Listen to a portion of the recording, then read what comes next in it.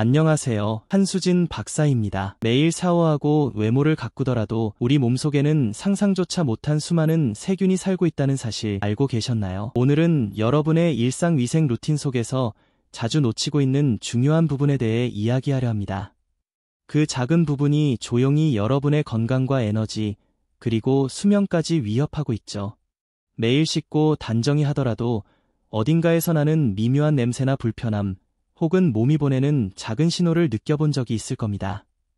오늘 제가 전하려는 내용은 여러분이 자신의 몸을 대하는 방식을 완전히 새롭게 바꿀 수 있으며 무엇보다 삶의 질을 높이는 기회가 될 것입니다. 수십 년간 인체와 노화 과정을 연구하며 저는 많은 노년층이 무심히 지나치는 5가지 중요한 부위를 발견했습니다. 겉보기엔 사소해 보이지만 이 부위의 관리 소홀은 신체적, 정신적 노화를 눈에 띄게 가속화시키고 있었습니다. 노인의학 및 통합 웰빙 전문의로서 저 한수진 박사는 여러분께 꼭 알아야 할 진실을 정직하게 전해드리고자 합니다.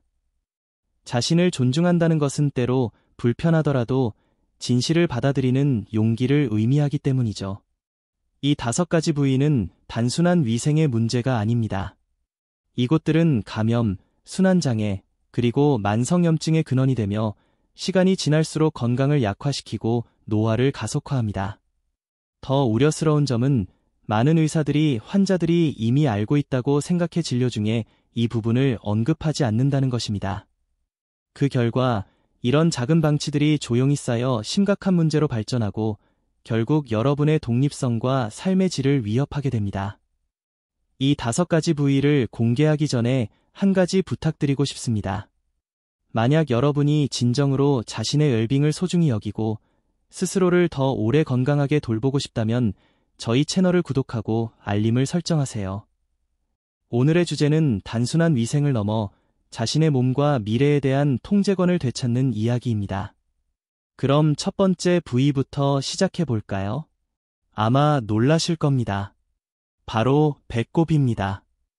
여러분의 복부 한가운데 있는 그 작은 흔적은 아마 수년간 제대로 청소되지 않았을 가능성이 높습니다. 2014년에 진행된 연구에 따르면 평균적인 사람의 배꼽에는 무려 61종 이상의 박테리아가 서식하고 있으며 어떤 경우엔 100종을 넘기도 했습니다. 말 그대로 몸속에 존재하는 하나의 미세 생태계인 셈이죠. 하지만 대부분의 사람들은 평생 동안 이 작은 세계를 무시합니다. 배꼽은 따뜻하고 습하며 공기와 빛이 잘 닿지 않아 박테리아 번식에 이상적인 환경을 만듭니다. 죽은 피부세포, 비누 찌꺼기, 피지와 땀이 그 안에 쌓여 박테리아의 축제장이 되죠. 이 균들이 과도하게 번식하면 불쾌한 냄새뿐 아니라 독소를 방출해 혈류로 들어가 전신염증을 일으킬 수 있습니다. 저의 임상 경험에 따르면 설명하기 어려운 피로감이나 만성염증 증상을 보이는 노인 10명 중 7명은 배꼽을 포함한 특정 부위에 경미하지만 지속적인 감염을 가지고 있습니다. 이 미세한 염증은 당뇨, 관절염, 심장질환 같은 기존 질환을 악화시키고 활력을 고갈시켜 만성 피로로 이어집니다. 그런데 이 부위에는 상징적인 의미도 있습니다. 배꼽은 우리가 태어나기 전 영양분을 공급받던 생명의 연결고리였습니다. 이곳을 돌보지 않는 것은 어쩌면 자신의 생명력과 단절되는 행위일지도 모릅니다. 다행히 해결책은 아주 간단합니다. 면봉에 따뜻한 물과 순한 비누를 묻혀 부드럽게 원을 그리며 배꼽 안쪽을 닦아주세요. 강하게 문지를 필요는 없습니다. 그 부위의 피부는 매우 섬세하기 때문이죠. 그리고 가장 중요한 단계는 건조입니다. 깨끗한 면봉으로 완전히 말려야 합니다. 습기가 남아있으면 오히려 박테리아 번식을 도울 수 있기 때문입니다. 만약 강한 냄새, 붉은기, 혹은 분비물이 있다면 절대 무시하지 마세요. 그건 의료적 처치가 필요한 감염의 신호일 수 있습니다. 매일 샤워할 때 단 30초만 투자해도 여러분의 에너지 수준과 전반적인 웰빙이 눈에 띄게 달라질 수 있습니다. 이제 우리 공동체를 조금 더 잘 이해하기 위해 한 가지를 여쭙고 싶습니다. 여러분은 어느 도시, 어느 나라에서 이 영상을 보고 계신가요? 댓글로 남겨주시면 건강에 관심 있는 분들이 어디에 계신지 알 수 있어 각 지역에 더 맞는 콘텐츠를 준비할 수 있습니다. 이제 두 번째 중요한 부위로 넘어가 볼까요? 그건 바로 귀입니다. 귀의 작은 주름은 생각보다 많은 정보를 담고 있습니다. 이 부분에는 피부가 만들어내는 천연피지, 죽은 세포, 외부 먼지, 그리고 이를 먹고 사는 박테리아가 뒤섞여 쌓입니다. 대부분의 사람들은 깨닫지 못하지만 이 겉보기엔 사소한 부위가 우리의 림프계와 순환계와도 직접 연결되어 있습니다. 그곳에 박테리아가 번식하면 스스로는 느끼지 못하더라도 타인이 감지할 수 있는 불쾌한 냄새가 생기고 몸의 다른 부위로 염증이 확산될 수 있습니다. 최근 연구들은 이런 만성염증이 심장질환, 관절염, 그리고 인지저하 등 퇴행성 질환의 진행과 직접적인 관련이 있음을 보여줍니다. 저의 진료 경험에서도 반복적인 두통이나 균형장애를 겪던 분들이 귀 뒤를 올바르게 청소하기만 해도 증상이 크게 개선된 사례를 자주 봤습니다. 이유는 간단합니다. 귀 주변의 염증이 신경과 혈관에 영향을 미쳐 뇌와 내이로 가는 순환을 방해하기 때문입니다. 이는 균형 유지에 매우 중요한 부분이죠. 여기에는 또 다른 미묘한 심리적 측면도 있습니다. 몸의 특정 부위를 방치하기 시작하면 스스로에게 그 부분은 중요하지 않다는 부정적인 메시지를 보내게 됩니다. 이런 작은 자기 방치는 점차 확대되어 삶의 다른 영역에서도 자신을 돌보지 않게 만들 수 있습니다. 귀 뒤의 작은 구석에서 시작된 무관심이 결국 자신 전체를 소홀히 하는 습관으로 이어질 수 있습니다. 올바른 관리 방법은 간단하지만 꾸준해야 합니다. 샤워할 때 부드러운 수건이나 작은 스펀지에 순한 비누를 묻혀 원을 그리듯 양쪽 귀 뒤를 살살 닦아주세요.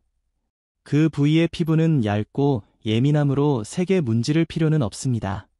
그리고 중요한 마지막 단계, 건조입니다. 깨끗한 수건으로 완전히 말려야 합니다. 특히 주름진 부위는 습기가 남기 쉬우므로 조심스럽게 닦아야 합니다. 머리카락이 길다면 귀 뒤가 공기에 잘 닿도록 머리를 들어 올려 완전히 말려주세요. 이제 세 번째 중요한 부위로 넘어가겠습니다. 바로 겨드랑이입니다. 겨드랑이는 단순히 땀이 나는 곳이 아닙니다. 이 부위에는 상반신의 노폐물을 걸러내는 중요한 림프절이 모여 있어 몸의 자연 여과 시스템이라 할 수 있습니다.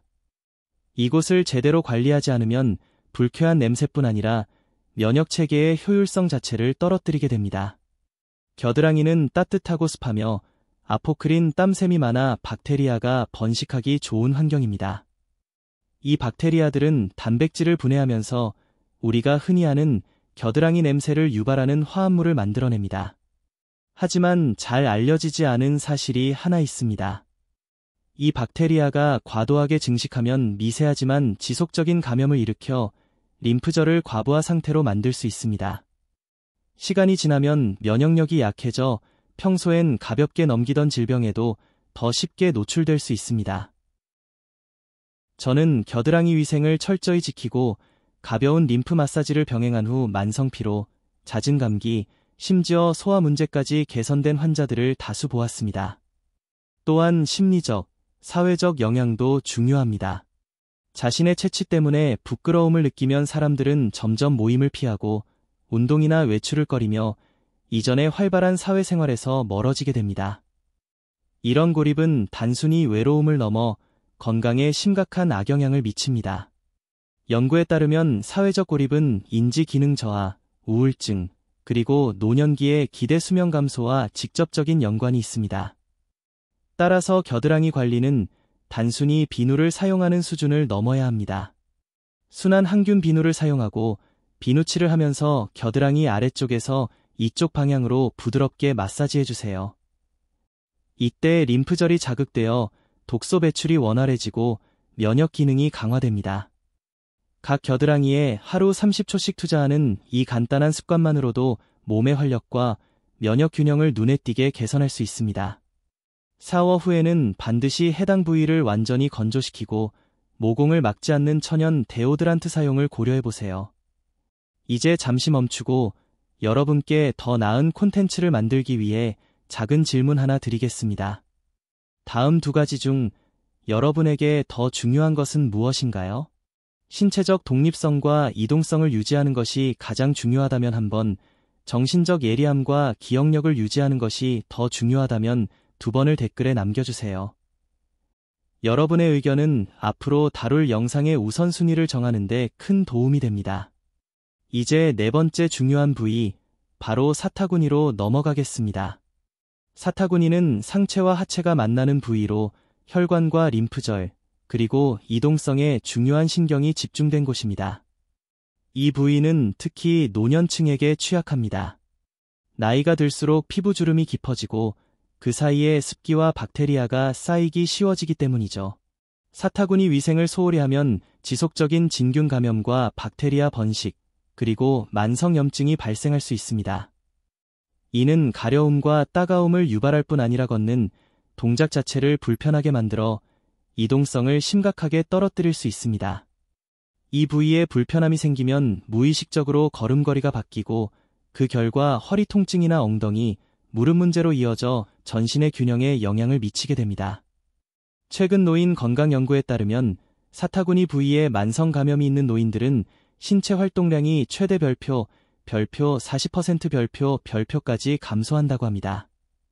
이 활동 감소는 근육량 손실을 가속화하고 골밀도를 낮추며 노인의 독립성을 위협하는 낙상 위험을 크게 높입니다. 더 넓은 관점에서 보면 사타구니는 생명에너지의 순환과 관련된 중요한 경혈이 모여있는 부위이기도 합니다. 전통의학에서는 이 부위를 깨끗하고 건강하게 유지하는 것이 혈액순환을 개선하고 전반적인 활력과 에너지를 높인다고 봅니다. 그러나 이 부위는 민감하기 때문에 세심한 관리가 필요합니다.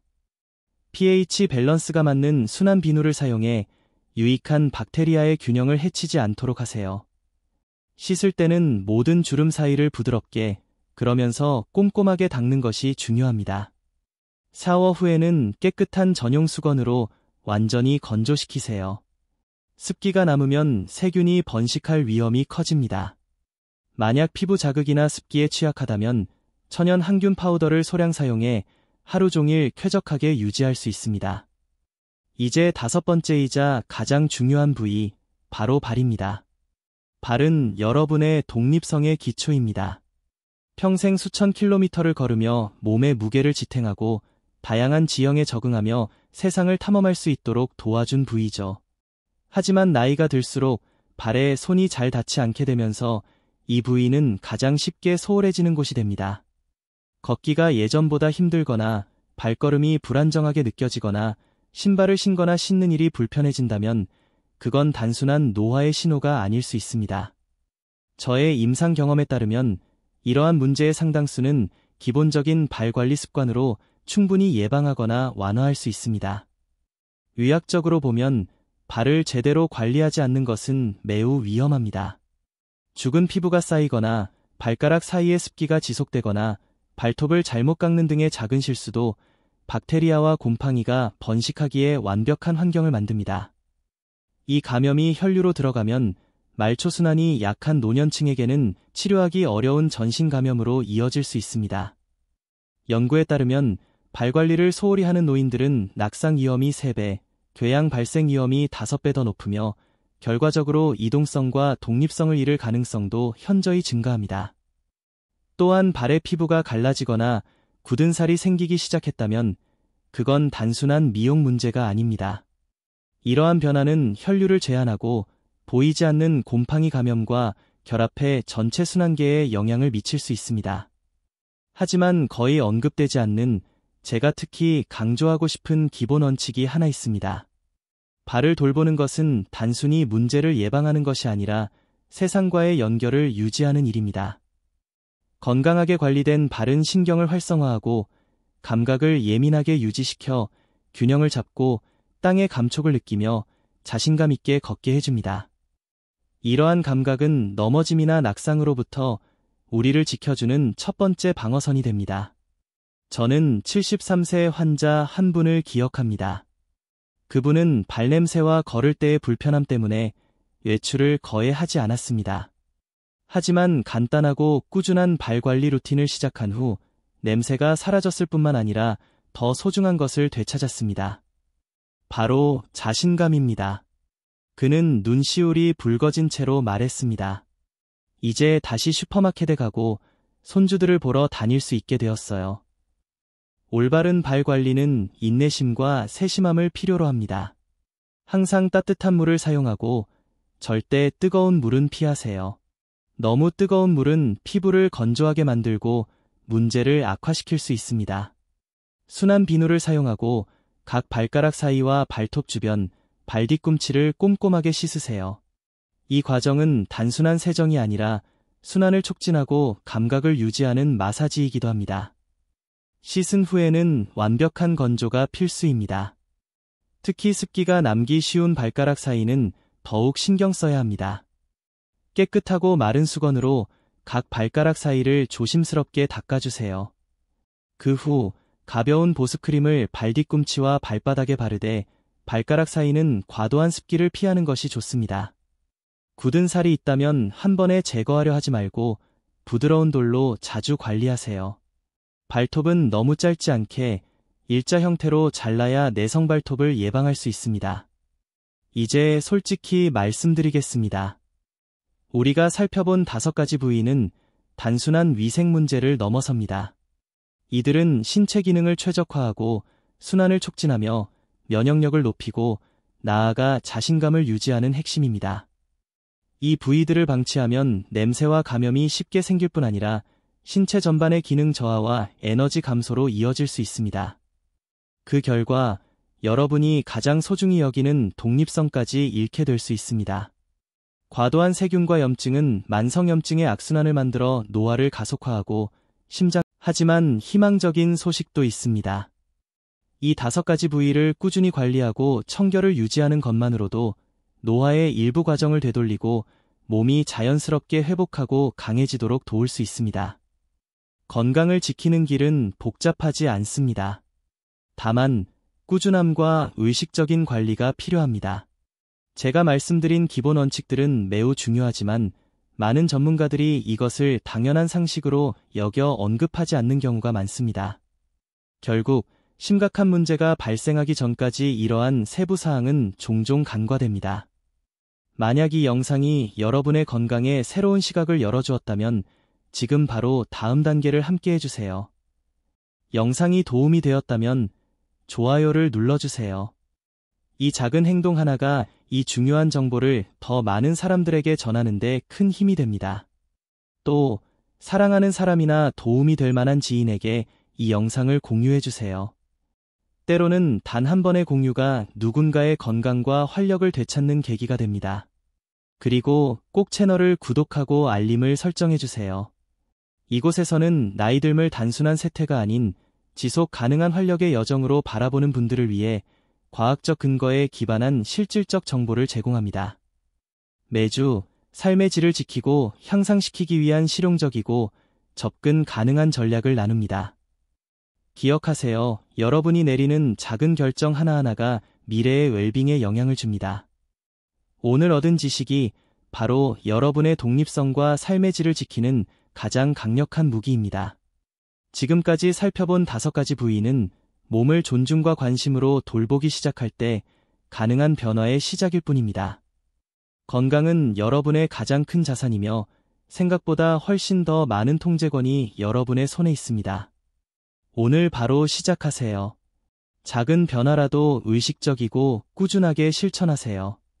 앞으로의 여러분은 지금 자신을 돌보기 위해 투자한 이 순간에 진심으로 감사하게 될 것입니다. 문제가 생길 때까지 기다리지 말고 지금 행동하세요. 예방은 언제나 치료보다 강력합니다. 항상 강하고 건강하게 그리고 매일의 삶을 온전히 즐기겠다는 결심을 이어가시길 바랍니다. 다음 영상에서는 여러분의 웰빙을 향상시킬 과학적으로 검증된 실천법들을 함께 탐구하겠습니다. 그때까지 자신을 아끼고 마땅히 받아야 할 사랑과 존중으로 자신을 대하세요. 지금 시작해도 결코 늦지 않았습니다.